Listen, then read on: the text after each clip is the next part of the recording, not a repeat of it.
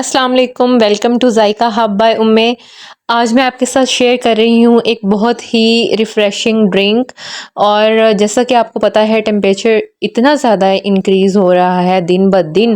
تو ایسے میں ڈی ہائیڈریشن ہو جانا ایک کامن سی چیز ہے۔ لہٰذا اپنی فیملی کا، بچوں کا خیال رکھیں، انہیں زیادہ سے زیادہ مشروبات اور ٹھنڈے مشروبات کا استعمال کروائیں اور اس کو اپنی روٹین بنا لیں، اور کوشش کریں کہ جتنے بھی فریش فروٹس اویلیبل ہیں ان کے جوسز بنائے جائیں۔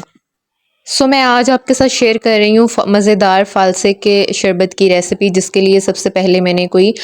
1 سے 1.5 کپ بھر کے فالسے لے کے ان کو اچھے سے واش کر کے رکھ دیا، اور اس کے علاوہ اس کے اندر ایک امپورٹنٹ انگریڈینٹ جو اس کے ٹیسٹ کو نیکسٹ لیول پہ لے جائے گا،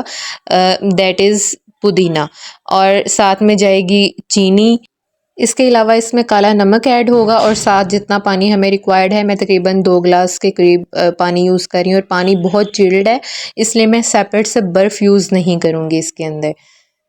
تو سب سے پہلے بلینڈر جار میں ہم نے فالسے ایڈ کرنے ہیں، اس کے بعد اس کے اندر چند پتے، سارا پودینہ ایڈ نہیں کرنا، فیو لیوز اس کے جسٹ ہم نے ایڈ کرنے ہیں۔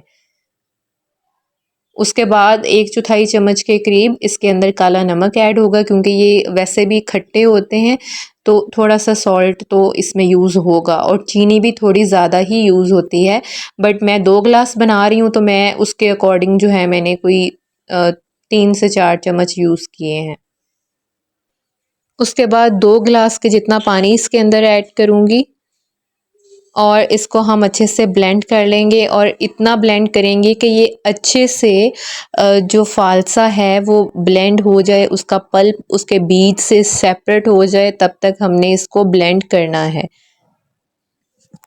اور تقریباً 1 منٹ تک اس کو بلینڈ کیا ہے میں نے۔ اس کے بعد میں اس کو چھان لوں گی، ایک بڑا باؤل لیا ہے، ساتھ میں سٹینر لی ہے،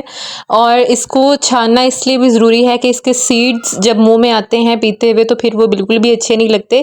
تو اس کو چھاننے سے کوئی بھی اس کا پلپ ویسٹ نہیں ہوگا۔ ابھی آپ دیکھیے گا کہ اس سٹینر سے سارا پلپ بھی اس کا نکل جائے گا، اور صرف جو سیڈز ہیں وہ سٹینر کے اوپر باقی رہ جائیں گے۔ تو اچھے سے وسک کی مدد سے اس کو میں نے گھماتے ہوئے سارے کو سٹین کیا ہے،